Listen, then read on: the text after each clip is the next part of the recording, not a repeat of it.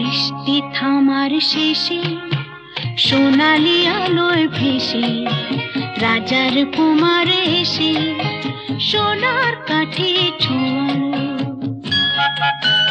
ও বৃষ্টি থামার শেষে সোনালি আলোয় ভেসে রাজার কুমার এসে সোনার কাঠি ছোঁয়ালো।